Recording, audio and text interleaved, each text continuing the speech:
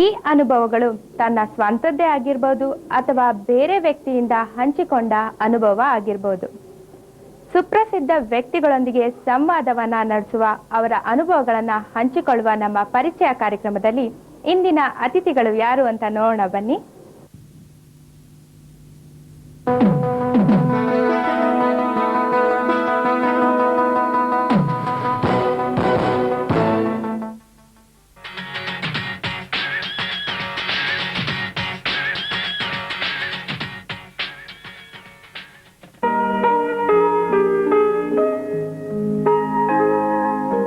ನಮಸ್ಕಾರ ವೀಕ್ಷಕರೇ. ಸಮಾಜದ ವಿಭಿನ್ನ ಕ್ಷೇತ್ರಗಳಲ್ಲಿ ವಿಶಿಷ್ಟವಾಗಿ ಸಾಧನೆಗಳನ್ನು ಮಾಡ್ತಾ ಇರುವಂತಹ, ಸಂಶೋಧನೆಗಳನ್ನು ಮಾಡ್ತಾ ಇರುವಂತಹ 108 ಹಿರಿಯ ಆತ್ಮೀಯರು ಈ ಪರಿಚಯ ಕಾರ್ಯಕ್ರಮದಲ್ಲಿ ಬಂದು ನಮ್ಮೊಂದಿಗೆ ಭಾಗಿಗಳಾಗ್ತಾ ಇರೋದು ಬಹಳ ಸಂತೋಷದ ವಿಷಯ. ಅದರಲ್ಲೂ ಆರೋಗ್ಯಕ್ಕೆ ಸಂಬಂಧಪಟ್ಟಂತ ಯಾವುದೇ ಕ್ಷೇತ್ರವಿರಲಿ, ಆ ಕ್ಷೇತ್ರದಲ್ಲಿ ಸಾಧನೆ ಮಾಡಿರುವಂತಹ ಯಾವುದೇ ವ್ಯಕ್ತಿ ಇರಲಿ, ಈ ಪರಿಚಯ ಕಾರ್ಯಕ್ರಮಕ್ಕೆ ಬಂದಾಗ ಅದರಲ್ಲೂ ಆರೋಗ್ಯಕ್ಕೆ ಸಂಬಂಧಪಟ್ಟಂತಹ ಯಾವುದೇ ಕ್ಷೇತ್ರವಿರಲಿ, ಅದರಲ್ಲಿ ಸಾಧನೆ ಮಾಡಿರುವಂತಹ ಯಾವುದೇ ವ್ಯಕ್ತಿ ಇರಲಿ, ಈ ಪರಿಚಯ ಕಾರ್ಯಕ್ರಮದಲ್ಲಿ ನಮ್ಮೊಂದಿಗೆ ಭಾಗಿಯಾದಾಗ ಪ್ರೇಕ್ಷಕ ಆ ಕಾರ್ಯಕ್ರಮದಲ್ಲಿ ಭಾಗಿಯಾಗ್ತಾ ಇರೋದು ಬಹಳ ಹೆಚ್ಚಿನ ಸಂಖ್ಯೆಯಲ್ಲಿರೋದು ನಮಗೆ ತಿಳಿದು ಬರುತ್ತೆ. ಇದಕ್ಕೆ ಒಂದು ಕಾರಣ, ಆರೋಗ್ಯಕ್ಕೆ ಸಂಬಂಧಪಟ್ಟಂತೆ ಜನರಲ್ಲಿ ಹೆಚ್ಚಿನ ರೀತಿಯಲ್ಲಿ ಅವೇರ್ನೆಸ್ ಬೆಳೀತಾ ಇದೆ ಅನ್ನೋದು ಒಂದ್ ಕಡೆ ಆದ್ರೆ, ಇನ್ನೊಂದು ಕಡೆ ಜನರಲ್ಲಿ ಆರೋಗ್ಯಕ್ಕೆ ಸಂಬಂಧಪಟ್ಟಂತೆ ಸಮಸ್ಯೆಗಳು ಕೂಡ ಸಾಕಷ್ಟು ಬೆಳೀತಾ ಇದೆ ಅನ್ನೋದು ಅರ್ಥ ಆಗುತ್ತೆ. ಏನೇ ಇದ್ರೂ ಆರೋಗ್ಯಕ್ಕೆ ಸಂಬಂಧಪಟ್ಟ ಯಾವುದೇ ಕಾರ್ಯಕ್ರಮ ನಾವು ಮಾಡಿದ್ರೆ ಅದರಿಂದ ನಿಮಗೆ ಒಳ್ಳೆ ರೀತಿಯ ಉಪಯೋಗ ಆಗಬೇಕು ಅನ್ನೋದೇ ನಮ್ಮ ಸದುದ್ದೇಶ. ಈ ನಿಟ್ಟಿನಲ್ಲಿ ಇವತ್ತಿನ ಕಾರ್ಯಕ್ರಮದಲ್ಲಿ ಆಲ್ಟರ್ನೇಟಿವ್ ಮೆಡಿಸಿನ್ಸ್ ನಲ್ಲಿ ಸಾಕಷ್ಟು ಸಂಶೋಧನೆಗಳನ್ನ ಮಾಡಿ ಈವರೆಗೆ ಸುಮಾರು 30 ಹೀಲಿಂಗ್ ಮೆಥಡ್ಸ್ ಅನ್ನ ತಿಳಿದುಕೊಂಡು ಅದನ್ನ ಜನರಿಗೆ ಹೇಳಿಕೊಡುತ್ತಿರುವಂತಹ ಮತ್ತು ಅನೇಕ ಕಾಯಿಲೆಗಳನ್ನ ಗುಣಪಡಿಸಿರುವಂತಹ ಶ್ರೀ ಬಾಲಕೃಷ್ಣ ಅವರು ನಮ್ಮೊಂದಿಗಿದ್ದಾರೆ. ಪರಿಚಯ ಕಾರ್ಯಕ್ರಮವನ್ನ ಸಂಪೂರ್ಣವಾಗಿ ನೋಡಿ. ಈ ಕಾರ್ಯಕ್ರಮದಿಂದ ನಿಮಗೇನಾದ್ರೂ ಉಪಯೋಗ ಆದ್ರೆ ಬಹುಶಃ ಕಾರ್ಯಕ್ರಮದ ಉದ್ದೇಶ ಸಾರ್ಥಕ ಆಗುತ್ತೆ. ಪರಿಚಯಕ್ಕೆ ಬಾಲಕೃಷ್ಣ ಅವರನ್ನ ಸ್ವಾಗತಿಸೋಣ. ನಮಸ್ಕಾರ ಬಾಲಕೃಷ್ಣ ಅವರಿಗೆ. ನಿಮ್ಮನ್ನ ನೋಡುವಾಗ ನನಗೆ ಬಹಳ ಆಶ್ಚರ್ಯ ಅನ್ಸುತ್ತೆ. ಯಾಕಂದ್ರೆ 22 ವರ್ಷಗಳ ಇಂಜಿನಿಯರಿಂಗ್ ಫೀಲ್ಡ್ ನಲ್ಲಿ ಅನುಭವವನ್ನು ಹೊಂದಿದ್ದು ಕೂಡ ಇವತ್ತು ನೀವು ಆಲ್ಟರ್ನೇಟಿವ್ ಮೆಡಿಸಿನ್ಸ್ ಬಗ್ಗೆ ಬಹಳ ಕಾಳಜಿಯನ್ನು ವಹಿಸ್ತಾ ಇದ್ದೀರಾ. ಸುಮಾರು 30 ಬಗೆಯ ಅಂತಹ ವಿಷಯಗಳನ್ನ ತಿಳ್ಕೊಂಡಿದ್ದೀರಾ, ಮತ್ತೆ ಹೇಳ್ಕೊಡ್ತಿದ್ದೀರಾ, ನೀವು ಕೂಡ ಪ್ರಾಕ್ಟೀಸ್ ಮಾಡ್ತಿದ್ದೀರಾ. ಈ ಬದಲಾವಣೆ ಕಾರಣ ಏನು? 1919ನಲ್ಲಿ ನಾನು ಒಂದು ಕಾಲೇಜ್ನಲ್ಲಿ ಕೆಲಸ ಮಾಡ್ತಿರುವಾಗ ನಾನು ಹುಡುಗರನ್ನೆಲ್ಲ ಈಚೆ ಊರಿಗೆ ಟ್ರೆಕ್ಕಿಂಗ್ ಆ್ಯಂಡ್ ಮೌಂಟೇನಿಯರಿಂಗ್ ಕರ್ಕೊಂಡು ಹೋಗ್ತಿದ್ದೆ. ಆವಾಗ ನಾನು ಊರು ಆಚೆ ಇರೋದ್ರಿಂದ ಏನಾದರೂ ಒಂದು ಕಲ್ತಿದ್ರೆ ಹುಡುಗರಿಗೆ ಅನುಕೂಲ ಆಗುತ್ತೆ ಅಂತ ಆಕ್ಯುಪ್ರೆಷರ್, ನೇಚರ್ ಕ್ಯೂರ್ ಕಲ್ತ್ಕೊಂಡೆ. ಅದು ಕಲ್ತು ಮನೆಗೆ ಬಂದಾಗ ನನ್ನ ಹೆಂಡತಿಗೆ ತಲೆನೋವಿತ್ತು. ಸೊ ಹೀಗಾಗಿ ಅದನ್ನ ತಕ್ಷಣ ಜ್ಞಾಪಕ ಬಂತು, ನನಗೇನೋ ಒಂದು ಹೊಸ ಕಲ್ತಿದ್ದೀನಿ, ಉಪಯೋಗ ಮಾಡೋಣ ಅಂತ ನನ್ನ ಹೆಂಡತಿ ಮೇಲೆ ಪ್ರಯೋಗ ಮಾಡಿ ನೋಡಿದೆ. ಅದು ತಕ್ಷಣನೇ ಸ್ಪಾಂಟೇನಿಯಸ್ ಆಗಿ ತಲೆನೋವು ಹೋಗಿ ಅವಳಿಗೆ ಆರಾಮ ಸಿಕ್ತು. So that made me really get into this field more and more. ಇದಾದ್ಮೇಲೆ ನಾನು ಆದಷ್ಟು ಅದನ್ನ ಪ್ರಯೋಗ ಮಾಡ್ತಾ ಇದ್ದೆ, ನಮ್ಮ ಮನೆಯವರ ಮೇಲೆ ಆ ಥರ ಪ್ರಯೋಗ ಮಾಡ್ತಾ ಇದ್ದೆ. ಓವರ್ ಟೈಮ್ ಅಕ್ಕಪಕ್ಕನೂ ಗೊತ್ತಾಯ್ತು ಜನಗಳಿಗೆ. ಹೀಗಿರುವಾಗ ನನ್ನ ಫ್ರೆಂಡ್ ಒಬ್ಬ ಡಾಕ್ಟರ್ ಇದ್ದಾರೆ, allopathy doctor, modern medical doctor. ಅವ್ರಿಗೆ ಆರ್ಥರೈಟಿಸ್ ಆಫ್ ನೀಸ್ ಇತ್ತು. ಅವ್ರು ನನ್ನ ಹತ್ರ ಬಂದಿದ್ರು. ಅವ್ರನ್ನ ಬಲವಂತ ಕರ್ಕೊಂಬಂದ್ರು. ಅವ್ರಾಗ ಅವ್ರು ಬರಲಿಲ್ಲ, ಬಲವಂತದಿಂದ ಕರ್ಕೊಂಬಂದ್ರು ಅವ್ರ ಫ್ರೆಂಡ್ಸು. ಅದೃಷ್ಟವಶಾತ್ ಒಂದು 15 ದಿನದಲ್ಲೇ ಅವರಿಗೆ ಪೂರ್ತಿ ರಿಲೀಫ್ ಸಿಕ್ತಿದ್ರಿಂದ ಹಾಗಾಗಿ ಅವ್ರಿಗೆ ತುಂಬಾ ಸಂತೋಷ ಆಗಿ ಅವರ ಪೇಷಂಟ್ಸ್ನ ನನ್ನ ಹತ್ರ ಕಳಿಸಿ ಒಂದು ಕ್ಲಿನಿಕ್ ತರ ಆಗೋದಕ್ಕೆ ಅವರು ಸಹಾಯ ಮಾಡಿಕೊಟ್ರು. ಸೊ ನನಗೆ ಒಂದು ಕಲ್ತಿರೋದನ್ನ ಉಪಯೋಗಿಸೋದಕ್ಕೆ ಒಂದು ಅವಕಾಶ ಮಾಡಿಕೊಟ್ರು ಅವರು. ಸೊ ಈ ತರ ಮಾಡ್ತಾ ಮಾಡ್ತಾ ಓವರ್ ಟೈಮ್ ಒಂದೊಂದಾಗಿ ಅಂದ್ರೆ ದರ್ ಇಸ್ ಇಂಜಿನಿಯರಿಂಗ್ ಗಿಂತ ಇದು ಆಸಕ್ತಿಯನ್ನ ಕೆರಳಿಸಬೇಕಾದ್ರೆ ಇದರಲ್ಲಿ ಕೂಡ ಅದಕ್ಕಿಂತ ಮಿಗಿಲಾದ ಸ್ಟಫ್ ಇದೆ ಅಂತ ತಮ್ಗೆ ಅನ್ಸಿರ್ಬೇಕು. ನಿಜ ಹೇಳಬೇಕು ಅಂದ್ರೆ ಇಂಜಿನಿಯರಿಂಗ್ ನಲ್ಲಿ ಅಷ್ಟೊಂದು ಇಲ್ಲ ಅನ್ನೋ ಹಾಗೆ ನನಗೆ ಆ ಭಾವನೆ ಬಂದ್ಬಿಟ್ಟಿದೆ. ಇದರಲ್ಲಿರುವಂತಹ ಸತ್ಯ ಶಕ್ತಿ ಪ್ರಾಬಬಲಿ ಇಂಜಿನಿಯರಿಂಗ್ ನಲ್ಲಿ ಇಲ್ಲ ಅಂತ ಹೇಳಿದ್ರೆ ತಪ್ಪಾಗಲ್ಲ ಅಂತ ನನಗನ್ಸುತ್ತೆ. ಆದ್ರೂ ಕೂಡ ತಾವು ಲೀಡಿಂಗ್ ಇಂಜಿನಿಯರಿಂಗ್ ಕಾಲೇಜಸ್ ಅಲ್ಲಿ ಅಸಿಸ್ಟೆಂಟ್ ಪ್ರೊಫೆಸರ್ ಆಗಿದ್ರಿ. ಹೌದು. ಅಲ್ಲಿನ ತಮ್ಮ ಅನುಭವಗಳು ಅಂತಂದ್ರೆ ಈ ಮಾತನಾಡಬಲ್ಲಂತಹ ವಾಕ್ಚಾತುರ್ಯ ಏನಿದೆ, ಅರ್ಥ ಮಾಡಿಕೊಳ್ಳಬಲ್ಲಂತಹ ರೀಸನಿಂಗ್ ಪವರ್ ಏನಿದೆ, ಇಂಜಿನಿಯರಿಂಗ್ ಅಲ್ಲಿ ಏನ್ ಮುಖ್ಯವಾಗಬೇಕು, ಇದೆಲ್ಲ ನಿಮಗೆ ಈ ಫೀಲ್ಡ್ ಅಲ್ಲಿ ಅಪ್ಲೈ ಮಾಡೋದಕ್ಕೆ ಹೆಲ್ಪ್ ಆಗಿದೆಯಾ? ಬಹಳಷ್ಟು ಪ್ರಯೋಜನ ಬಂದಿದೆ. ಅದು ಬೇಸಿಕ್ ಫುಡ್ ಸ್ಟೆಪ್ ತರ. ಅದು ಆ ಸ್ಟ್ರಾಂಗ್ ಬೇಸ್ ಇರೋದ್ರಿಂದ ನನಗೆ ಮುಂದೆ ಹೋಗೋದಕ್ಕೆ ತುಂಬಾ ಅನುಕೂಲ ಆಗ್ತಾ ಇದೆ. ಫಾರ್ ಎಕ್ಸಾಂಪಲ್, ನಾನು 1919ನಲ್ಲಿ ನನಗೆ ದೇವ್ರ ಮೇಲಾಗ್ಲಿ ಒಂದು ಎಕ್ಸ್ಟ್ರಾರ್ಡಿನರಿ ಪವರ್ಸ್ ಮೇಲಾಗ್ಲಿ ನನಗೆ ನಂಬಿಕೆ ಇರಲಿಲ್ಲ. ಅದೆಲ್ಲ ಬೋಗಸ್ ಅಥವಾ ಮೋಸ ಅಂತಾನೆ ನಾನು ಕಲ್ಪನೆಯಲ್ಲಿದ್ದೆ. ಯಾವುದೋ ಒಂದು ಅವಕಾಶ ಸಿಕ್ತು. ಅದರಲ್ಲಿ ಪಿರಮಿಡ್ ಬಗ್ಗೆ ನನಗೆ ಸ್ವಲ್ಪ ಇನ್ಫಾರ್ಮೇಶನ್ ಸಿಕ್ತು. ಸುಮ್ಮನೆ ಟೈಮ್ ಇದ್ದಾಗ ಒಂದು ಸಣ್ಣ ಕಾರ್ಡ್ಬೋರ್ಡ್ ಪೀಸ್ ತಗೊಂಡು ಕೆಲಸ ಇಲ್ದಿರುವಾಗ ಒಂದು ಮಾಡಿದೆ. ಇದು 1990ನಲ್ಲಿ ನಾನು ಮಾಡಿದ್ದಂಥದ್ದು. ಮಾಡಿದ್ಮೇಲೆ ಏನ್ ಪ್ರಯೋಗ ಮಾಡಿ ನೋಡೋದು ಅಂತ ಅನ್ನಿಸ್ತು. ಆವಾಗ ಒಂದು ಟೊಮ್ಯಾಟೊ ತಗೊಂಡು ಒಂದು 4-5 ಒಂದೇ ಥರದ ಟೊಮ್ಯಾಟೊ ತಗೊಂಡೆ. ಟೊಮ್ಯಾಟೊ ತಗೊಂಡು ಒಂದನ್ನ ಈ ಪಿರಮಿಡ್ ಅಲ್ಲಿ ಇಟ್ಟೆ, ಈ ಪಿರಮಿಡ್ ಅಲ್ಲಿ ಇಟ್ಟೆ, ಒಂದು ಪರ್ಟಿಕ್ಯುಲರ್ ಅಳತೆಯಲ್ಲಿ ಮಾಡಿ ಒಂದು ಪರ್ಟಿಕ್ಯುಲರ್ ಹೈಟ್ ಅಲ್ಲಿ ಇಡ್ಬೇಕಲ್ಲ ಇಟ್ಟೆ. ಇನ್ನೊಂದು ಬೇರೆ ತರ ಕನ್ಸ್ಟ್ರಕ್ಟ್ ಮಾಡಿ ಅದರಲ್ಲೊಂದಿಟ್ಟೆ, ಇನ್ನೊಂದು ಹೊರಗಡೆ ಇಟ್ಟೆ. ಹೊರಗಡೆ ಇಟ್ಟಿರೋಂಥ ಟೊಮ್ಯಾಟೊ ಒಂದು 5-6 ದಿನದಲ್ಲಿ ಕೊಳ್ತು. ಬೇರೆ ಆಂಗಲ್ ಅಲ್ಲಿ ಮಾಡಿದಂತಹ ಒಂದು ಪಿರಮಿಡ್ ಅಲ್ಲಿ ಒಂದು 30 ಡೇಸ್ ಇತ್ತು, ಆಮೇಲೆ ಅದು ಕೆಟ್ಟ ಹೋಯ್ತು. ಆದ್ರೆ ಈ ಪಿರಮಿಡ್ ಅಲ್ಲಿ ಇಟ್ಟಿರಂತಹ ಟೊಮ್ಯಾಟೊ 62 ದಿನದ ಕಾಲ ಹಾಗೇ ಇತ್ತು, ಶ್ರಿಂಕ್ ಆಗ್ತಾ ಇತ್ತು, ಒಂದು ಚೂರು ಕೆಡಲಿಲ್ಲ. ಆಗ ನನ್ಗನ್ನಿಸ್ತು, ನಾನು ಇಂಜಿನಿಯರ್, ಏನಾದ್ರೂ ಒಂದು ಕೆಲಸ ಮಾಡುವಾಗ ಒಂದು ಇನ್ಪುಟ್ ಅಂತ ನಾವು ಕೊಡ್ತೀವಿ. ಒಂದು ರೆಫ್ರಿಜಿರೇಟರ್ ತಗೊಳ್ಳೋಣ, ಅದು ಕೆಲಸ ಮಾಡ್ಬೇಕಾದ್ರೆ ಒಂದು ಇನ್ಪುಟ್ ಅಂತ ಕೊಡ್ತೀವಿ, ಅದು ಎಲೆಕ್ಟ್ರಿಸಿಟಿ. ಆಗ ಅದು ಕೆಲಸ ಮಾಡುತ್ತೆ. ಆದ್ರೂ ಕೂಡ ಅಲ್ಲಿ ಒಂದು 20 ದಿನ ಇರ್ಬೋದು ಮ್ಯಾಕ್ಸಿಮಮ್, ಆದ್ರೂ ಅಲ್ಲೂ ಕೊಡುತ್ತೆ, ಕೆಡುತ್ತೆ. ಇಲ್ಲಿ 62 ದಿವಸದ ಕಾಲ ಆ ಟೊಮ್ಯಾಟೊ ಕೆಡದೆ ಹೇಗಿತ್ತು, ನಾನು ಏನ್ ಇನ್ಪುಟ್ ಎನರ್ಜಿ ಕೊಡ್ತಾ ಇದ್ದೀನಿ, ಇದು ಹೇಗೆ ಕೆಲಸ ಮಾಡ್ತಾ ಇದೆ ಅಂತ ಸ್ವಲ್ಪ ಆಲೋಚನೆ ಮಾಡಿದಾಗ ನನಗೆ ಇಂಜಿನಿಯರಿಂಗ್ ಅನ್ನೋದು ಅಷ್ಟೇ ಅನ್ನೋ ಒಂದು ಭಾವನೆ ನನಗೆ ಬಂತು. ಆಗ ನನಗನ್ನಿಸ್ತು, ಇಂಜಿನಿಯರಿಂಗ್ ಗಿಂತ ಬೇರೆ ಏನೋ ಒಂದಿದೆ, ಒಂದು ನೇಚರ್ ಅಂತಾಗ್ಲಿ, ಒಂದು ಎನರ್ಜಿ ಅಂತಾಗ್ಲಿ, ಒಂದು ದೇವರು ಅಂತಾಗ್ಲಿ, ಏನೋ ಒಂದು ಇದೆ, ಅದೇ ನಮ್ಮನ್ನೆಲ್ಲ ರೆಗ್ಯುಲೇಟ್ ಮಾಡ್ತಾ ಇದೆ ಅನ್ನೋ ಒಂದು ಕನ್ಕ್ಲೂಷನ್ ಬಂದು ನನ್ನ ಕಣ್ಣು ತೆರೆದು ನೋಡೋದಕ್ಕೆ ಶುರು ಮಾಡಿದೆ.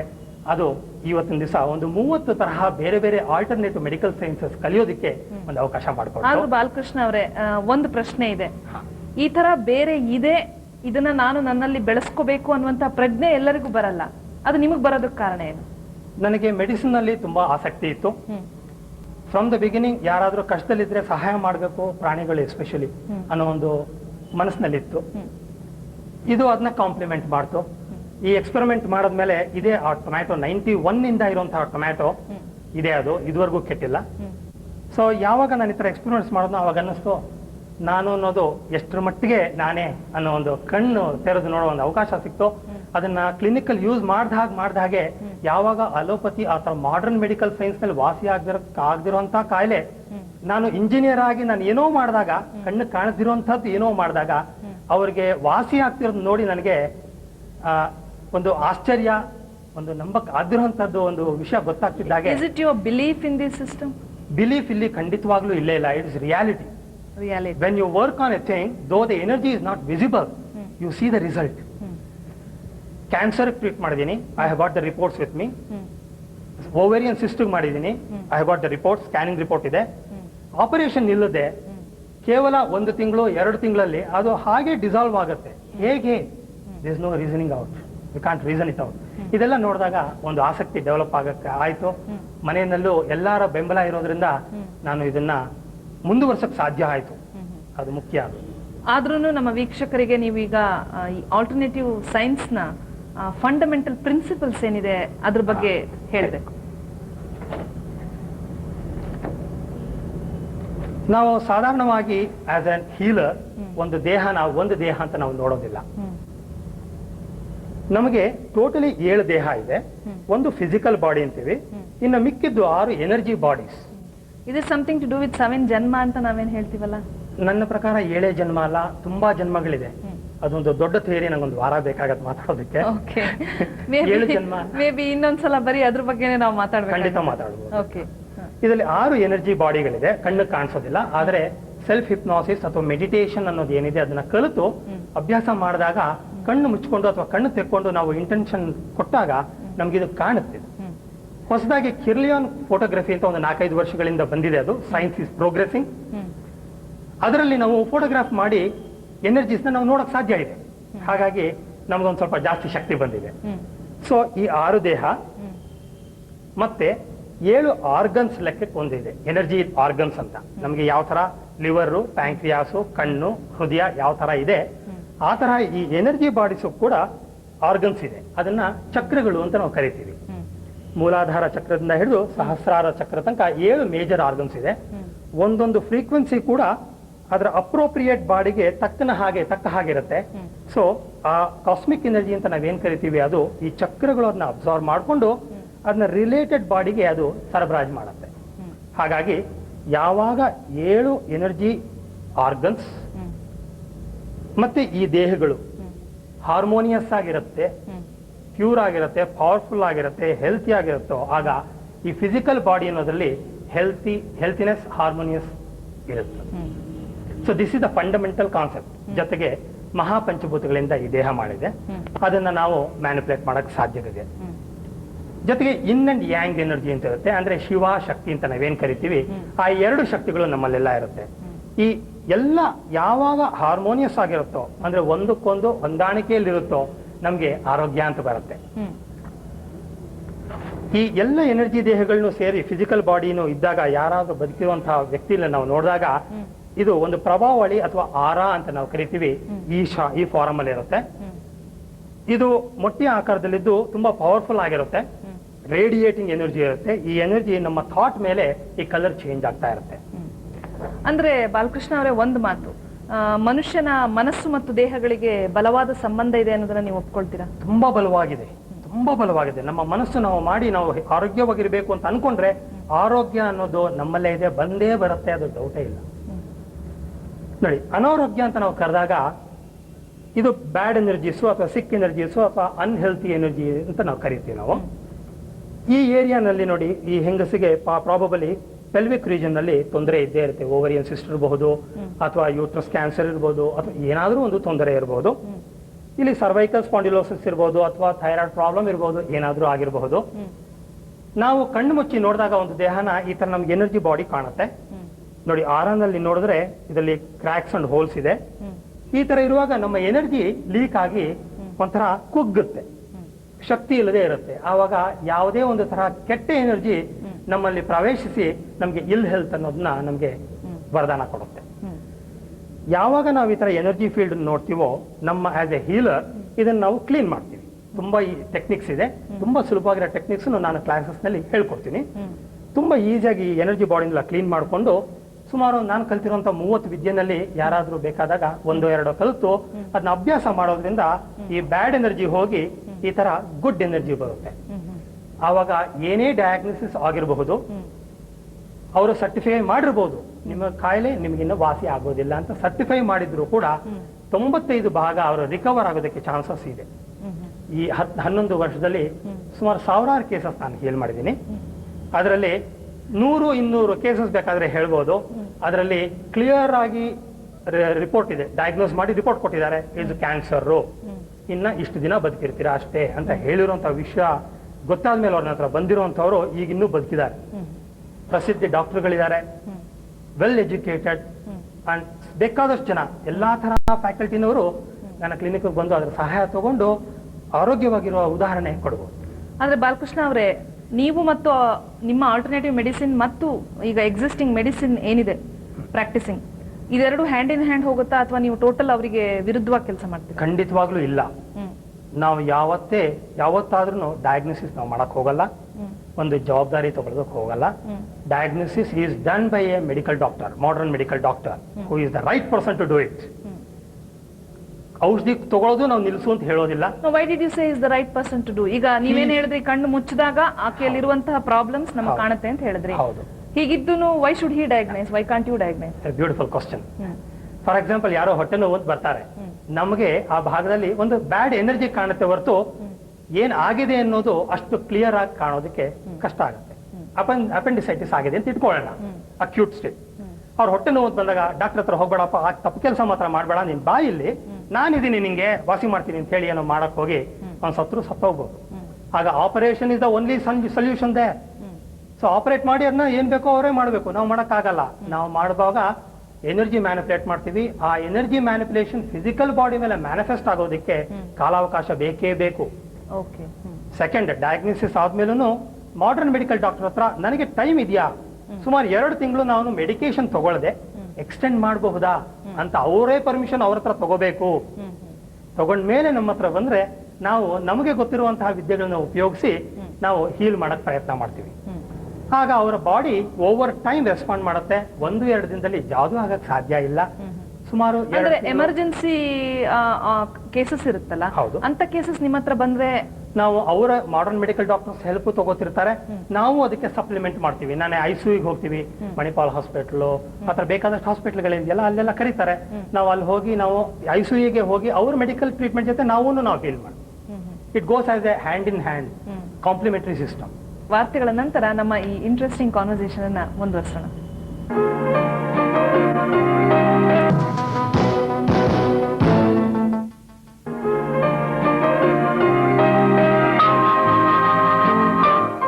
ಶಿಕ್ಷಕರೇ, ಪರಿಚಯ ಕಾರ್ಯಕ್ರಮ ಮುಂದುವರಿತಾ ಇದೆ. ನಮ್ಮೊಂದಿಗಿದ್ದಾರೆ ಆಲ್ಟರ್ನೇಟಿವ್ ಮೆಡಿಸಿನ್ಸ್ ನಲ್ಲಿ ಸುಮಾರು 30 ಹೀಲಿಂಗ್ ಮೆಥಡ್ಸ್ ಅನ್ನ ಕಲಿತು ಜನರಿಗೆ ಅದನ್ನ ತಲುಪಿಸುತ್ತಿರುವಂತಹ ಶ್ರೀ ಬಾಲಕೃಷ್ಣ ಅವರು. ಈ ಕಾರ್ಯಕ್ರಮದಲ್ಲಿ ಸಾಕಷ್ಟು ಜನ ಬಂದು ಆಲ್ಟರ್ನೇಟಿವ್ ಮೆಡಿಸಿನ್ಸ್ ಬಗ್ಗೆ ಮಾತಾಡಿದ್ದಾರೆ. ಎಲ್ಲ ಕಡೆಯಲ್ಲೂ ಕಂಡು ಬರುತ್ತಿರುವಂತಹ ಒಂದು ಬದಲಾವಣೆ ಬಹಳ ಖುಷಿ ಕೊಡುವಂತದ್ದು. ಈಗ ಇರುವಂತಹ ಮೆಡಿಕಲ್ ಸಿಸ್ಟಮ್ ಜೊತೆ ಆಲ್ಟರ್ನೇಟಿವ್ ಮೆಡಿಸಿನ್ ಅನ್ನ ಹ್ಯಾಂಡ್ ಇನ್ ಹ್ಯಾಂಡ್ ಮಾಡಿದಾಗ, ರಿಸಲ್ಟ್ ಓರಿಯೆಂಟೆಡ್ ಆಗಿ ನಾವು ನೋಡಿದಾಗ ಬ್ಯೂಟಿಫುಲ್ ರಿಸಲ್ಟ್ಸ್ ಬರುತ್ತೆ ಅನ್ನುವಂತಹ ಒಂದು ಆಲೋಚನೆ, ತರ್ಕ ಈಗ ಮುಂದುವರಿತಾ ಇದೆ. I think it's a fantastic trend. Certainly yes. There is no doubt about it. ಆದ್ರೂ ಒಬ್ಬ ಹೀಲರ್ ಆಗಿ ಆತನ ಜೀವನ ಶೈಲಿ ಆಗ್ಲಿ, ಆತ ತೆಗೆದುಕೊಳ್ಳಬೇಕಾದಂತಹ ನಿರ್ಧಾರಗಳಾಗ್ಲಿ, ಅದು ಹೇಗಿರ್ಬೇಕು ಅಂತ ನೀವು ಹೇಳ್ತೀರಾ? See, coming to the point of treatment, ನಾವು ಒಂದು ಚಾರ್ಟ್ ಮಾಡ್ಕೋತೀವಿ. ಚಾರ್ಟ್ ಮಾಡ್ಕೊಂಡು ಒಂದು ಪೆಂಡುಲಮ್ ಅಂತ ಒಂದು ತೂಕದ ಬಟ್ಟು ತರ ಇರುತ್ತೆ, ಅದನ್ನ ನಾವು ಇಟ್ಕೊಂಡು ಅವರಿಗೆ ಸಂಬಂಧಪಟ್ಟಂತ ಕ್ವಶನ್ ಕೇಳಿದಾಗ ಈ ಚಾರ್ಟ್ ಮೇಲೆ ಇದು ಸ್ವಿಂಗ್ ಆಗಿ ಆಟೋಮೆಟಿಕ್ ಆಗಿ ನಮ್ಗೆ ಅದಕ್ಕೆ ಯಾವ ತರ ಟ್ರೀಟ್ಮೆಂಟ್ ಕೊಡ್ಬೇಕು, ಏನ್ ಮಾಡ್ಬೇಕು ಅನ್ನೋ ಒಂದು ಇನ್ಫಾರ್ಮೇಶನ್ ನಮಗೆ ಸಿಕ್ಕತ್ತೆ. ಈ ಇನ್ಫಾರ್ಮೇಶನ್ ಪ್ರಾಬ್ಲಮ್ ಇಂದ ಪ್ರಾಬ್ಲಮ್ಗೆ, ವ್ಯಕ್ತಿಯಿಂದ ವ್ಯಕ್ತಿಗೆ ವ್ಯತ್ಯಾಸ ಬರುತ್ತೆ. ಅದು ಮಾಡಿದ್ಮೇಲೆ ನಾವು ಅದನ್ನ ಇಂಪ್ಲಿಮೆಂಟ್ ಮಾಡ್ತೀವಿ. ಇದು ಒಂದು ವಿಷಯ. ಒಬ್ಬ ಹೀಲರ್ ಇವತ್ತು ಮತ್ತೆ ಬೇರೆ ಎಲ್ಲ ಕಮರ್ಷಿಯಲೈಸ್ಡ್ ಟ್ರೀಟ್ಮೆಂಟ್ ತರ ಅದನ್ನ ಆತ ತಗೊಂಡಾಗ ಅದರ ವ್ಯಾಲ್ಯೂ ಕಡಿಮೆ ಆಗುತ್ತೆ ಅಂತ ನಮ್ಗೆ ಅನ್ಸುತ್ತೆ. ಖಂಡಿತವಾಗ್ಲೂ ಇಲ್ಲ ಮೇಡಮ್. ನಾವು ಯಾವಾಗ ಅದಕ್ಕೆ ಚಾರ್ಜ್ ಮಾಡ್ತೀವೋ ಆಗ್ಲೇ ಅವರು ಸಬ್ ಕಾನ್ಶಿಯಸ್ ಆಗಿ ಅಕ್ಸೆಪ್ಟ್ ಮಾಡ್ಕೊಳ್ಳೋಕೆ ಸಾಧ್ಯತೆ ಇರೋದು. ಹಾಗಾಗಿ ಇದನ್ನ ಕಮರ್ಷಿಯಲೈಸ್ ಅನ್ನೋ ಪದದ ಬದಲು ಒಂದು ರಿಕ್ವೈರ್ಮೆಂಟ್ ಅಂತ ಹಾಕಿದ್ರೆ ಅದು ಒಳ್ಳೆಯದು. ಇವಾಗ ನಾವು ಹೀಲರ್ ಆದ ತಕ್ಷಣ ನಮಗೂ ಸಂಸಾರ ಇರುತ್ತೆ, ನಾವು ಜೀವನ ಮಾಡ್ಬೇಕಾಗತ್ತೆ, ನಮಗೂ ದುಡ್ಡು ಅನ್ನೋ ಒಂದು ಎನರ್ಜಿ ನಮಗೂ ಬರ್ಬೇಕಾಗತ್ತೆ. ನಾನು ಎಷ್ಟೋ ವಿದ್ಯೆಗಳನ್ನ ಕಲ್ತ್ಕೊಂಡಿದ್ದೀನಿ, ಎಷ್ಟೋ ಜನಕ್ಕೆ ಹೀಲ್ ಮಾಡಿದ್ದೀನಿ. ಯಾವಾಗ ನಾನು ಒಂದು ದುಡ್ಡು, ಒಂದು ಎನರ್ಜಿ ಮೀಡಿಯಾ ನಾನು ಎಕ್ಸ್ಚೇಂಜ್ ಫಾರ್ಮ್ ಅಲ್ಲಿ ಕೊಡ್ತೀನೋ ಆವಾಗ ಅದು ನಾನು ಚೆನ್ನಾಗಿ ಉಪಯೋಗಿಸ್ಕೊಳ್ಳೋದು. ಇದು ಎಕ್ಸ್ಚೇಂಜ್ ಫಾರ್ಮ್ ಅಲ್ಲಿ ಇಲ್ಲದೆ ಮತ್ತು ವಿದ್ಯೆಯನ್ನ ಸಂಪೂರ್ಣವಾಗಿ ಕಲಿದೆ ಇವತ್ತು ಎಷ್ಟೋ ಜನ ಈ ವಿದ್ಯೆಗಳನ್ನ ಪಸರಿಸುವಂತ ಒಂದು ಕೆಲಸವನ್ನ ಮಾಡ್ತಾ ಇದ್ದಾರೆ. ಅದು ತಪ್ಪು ಅಂತ ನಮ್ಗೆ ಅನ್ಸಲ್ವಾ? ಅದು ತಪ್ಪು ಅಂತ ಹೇಳಿದ್ರೆ ತಪ್ಪಿಲ್ಲ, ಅದು ತಪ್ಪೇ. ಅದು ಒಂದು ನಾಲೆಡ್ಜ್ ಅಂತ ಏನಿದೆ ಅದನ್ನ ಚೆನ್ನಾಗಿ ತಿಳ್ಕೊಂಡು ಒಂದು ಚೆನ್ನಾಗಿ ಅಭ್ಯಾಸ ಮಾಡಿ ಆಮೇಲೆ ಬೇರೆಯವ್ರ ಮೇಲೆ ಪ್ರಯೋಗ ಮಾಡೋದು ಯಾವತ್ತಿದ್ರೂ ಒಳ್ಳೇದೇ. ಅದು ಬಾಲಕೃಷ್ಣ ಅವರೇ, ನೀವೇ ಕೊಟ್ಟಿರುವಂತಹ ಚಾರ್ಟ್ ಈಗ ನನ್ನ ಹತ್ರ ಇದೆ. ಇದರಲ್ಲಿ ನಾನು ಇದುವರೆಗೆ ಕೇಳಿರದೇ ಇದ್ದಂತಹ ಹೀಲಿಂಗ್ ಮೆಥಡ್ ತುಂಬಾನೇ ಇದೆ. I think more than 30. ಈ 30 ವಿದ್ಯೆಗಳಲ್ಲಿ ಅಟ್ಲೀಸ್ಟ್ ನಮ್ಮ ಹತ್ರ 30 ವಿದ್ಯೆಗಳ ಬಗ್ಗೆ ಎಕ್ಸ್ಪ್ಲೇನ್ ಮಾಡೋದಕ್ಕೆ ಟೈಮ್ ಇಲ್ಲದೆ ಇರಬಹುದು.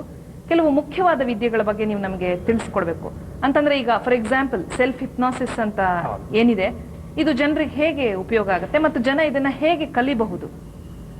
ಇದು ನಾರ್ಮಲಿ ನಾನು 1 ಡೇ ಕೋರ್ಸ್ ಮಾಡಿ ಹೇಳ್ಕೊಡ್ತೀನಿ. ಅದನ್ನ ಮನೇಲಿ ಅವ್ರ ದಿನ 20-30 ನಿಮಿಷ ಅಭ್ಯಾಸ ಮಾಡಿ ಕಲಿಬೇಕಾಗುತ್ತೆ, ದಿನ ಪ್ರಾಕ್ಟೀಸ್ ಮಾಡ್ಬೇಕಾಗುತ್ತೆ. ಇದು ಕೇವಲ ಒಂದು 10 ಸೆಕೆಂಡ್ ನಲ್ಲಿ ಅವರು ಟ್ರಾನ್ಸ್ ಅಂತ ನಾವೇನ್ ಕರಿತೀವಿ, ರಿಲ್ಯಾಕ್ಸ್ ಸ್ಟೇಟ್ ಆಫ್ ಮೈಂಡ್, ಆ ಸ್ಟೇಟ್ಗೆ ತಲುಪಿ ಅವರು ಸಬ್ ಕಾನ್ಶಿಯಸ್ ಮೈಂಡ್ಗೆ ಒಂದು ಇನ್ಸ್ಟ್ರಕ್ಷನ್ ಕೊಡ್ಬೋದು. ಇವಾಗ ನಾನು ಸಾಹುಕಾರ ಆಗ್ಬೇಕು, ಅಥವಾ ನನಗಿರೋ ಕಾಯಿಲೆ ಹೋಗ್ಬೇಕು, ನಾನು ಜೀವನದಲ್ಲಿ ಮುಂದೆ ಬರಬೇಕು, ನಾನು ಎಕ್ಸಾಮ್ ಚೆನ್ನಾಗಿ ಮಾಡಬೇಕು, ಟೆನ್ಷನ್ ಕಮ್ಮಿ ಆಗಬೇಕು, ಈ ತರ ಯಾವುದೇ ಒಂದು ಸಜೆಷನ್ ಅನ್ನ ಅವರು ತಗೋಬೇಕಾಗತ್ತೆ. ಆ ತರ ತಗೊಂಡಾಗ ಅದು ಆ ಫಿಸಿಕಲ್ ಬಾಡಿ ಮೇಲೆ ಮ್ಯಾನಿಫೆಸ್ಟ್ ಆಗುತ್ತೆ. ಇದಕ್ಕೆ ಅಗೇನ್ ಎಕ್ಸಾಂಪಲ್ ಎಷ್ಟು ಬೇಕಾದ್ರೂ ಕೊಡ್ಬೋದು, ಪ್ರಾಬಲಿ ಇನ್ನೊಂದು ಅವಕಾಶ ಸಿಕ್ಕಾಗ ಮಾಡೋಣ. ಇದು this is the ultimate science, the most powerful science. ಆದ್ರೆ ಕಲಿಯುವವರೆಗೆ ಸ್ವಲ್ಪ ಇಮ್ಯಾಜಿನೇಷನ್ ಇರಬೇಕಾಗತ್ತೆ ಅಂಡ್ ತಾಳ್ಮೆ ಇರಬೇಕಾಗತ್ತೆ. ಯಾಕೆಂದ್ರೆ ಇದು ಅವರು ವರ್ಕ್ ಮಾಡಿ ಅದನ್ನ ಕಲಿತು ಪ್ರಾಕ್ಟೀಸ್ ಮಾಡಿ ಅವ್ರಿಗೆ ರಿಸಲ್ಟ್ಸ್ ಬರೋದಕ್ಕೆ 2-3 ತಿಂಗಳ ಕಾಲ ಬೇಕಾಗತ್ತೆ. ಹಾಗಾಗಿ ತಾಳ್ಮೆ ಇದ್ರೆ ಖಂಡಿತವಾಗ್ಲೂ ತುಂಬಾ ಪವರ್ಫುಲ್ ಸೈನ್ಸ್. ಆದ್ರೆ ಒಂದ್ ಕಡೆ ಹೇಳ್ತಾರೆ, ಎಷ್ಟೋ ನಿದರ್ಶನಗಳಲ್ಲಿ ಟ್ರಾನ್ಸಿಗೆ ಹೋದಂತಹ ವ್ಯಕ್ತಿ ವಾಪಸ್ ಹಿಂದೆ ತಿರುಗಿ ಬರ್ಲಿಕ್ಕೆ ಸಾಧ್ಯ ಆಗದೆ ಸಮಸ್ಯೆಗಳಿಗೆ ಸಿಕ್ಕಾಕೊಂಡ ನಿದರ್ಶನಗಳಿವೆ. ಇಲ್ಲ, ಇದು ಸರಿ ಅಲ್ಲ. ಇದು ಟ್ರಾನ್ಸ್ ಅಂದ್ರೆ ಒಂದು ರಿಲ್ಯಾಕ್ಸ್ ಸ್ಟೇಟ್ ಆಫ್ ಮೈಂಡ್ ಅಷ್ಟೇ. ಅದು ಮೈಂಡ್ ಅಂಡ್ ಬಾಡಿ. ನಾವು ನಿದ್ದೆ ಹೋಗೋದಕ್ಕೆ ಮುಂಚಿನ ಸ್ಥಿತಿ ಯಾವ ತರ ಇರುತ್ತೋ ಅದೇ ತರ ಇರುತ್ತೆ. ಒಂದು ಯಾರಾದ್ರೂ ಮಾತಾಡಿದ್ರೆ ಅದು ಕೇಳಿಸುತ್ತೆ, ನೀವು ಹೇಳೋದು ನಂಗೆ ಅರ್ಥ ಆಗುತ್ತೆ, ನಾನು ಅಕ್ಸೆಪ್ಟ್ ಮಾಡ್ಕೊಂಡ್ರೆ ಅದಕ್ಕೆ ರಿಯಾಕ್ಟ್ ಮಾಡ್ತೀನಿ. ಆ ತರ ಆಗಿ ಅದು ತಪ್ಪ ಕಲ್ಪನೆ. ಬರೀ ಕಥೆನಲ್ಲಿ ಒಂದು ಎಕ್ಸಾಜರೇಟ್ ಮಾಡಿ ಒಂದು ಆಡಿಯನ್ಸ್ಗೆ ಥ್ರಿಲ್ ಕೊಡೋದಕ್ಕೋಸ್ಕರ ಅದು ಮಾಡ್ತಾರೆ ಅಷ್ಟೇ ಹೊರತು ಅದು ರಿಯಾಲಿಟಿ ಅಲ್ಲ. ಅಂದ್ರೆ ಆಟೋಮ್ಯಾಟಿಕ್ ಆಗಿ ಮನುಷ್ಯ ಮತ್ತೆ ಮಾಮೂಲಿನ ಸ್ಥಿತಿ, ಸಾಮಾನ್ಯ ಸ್ಥಿತಿಗೆ ಆನ್ ಹಿಸ್ ಓನ್ ಬರ್ತಾನೆ.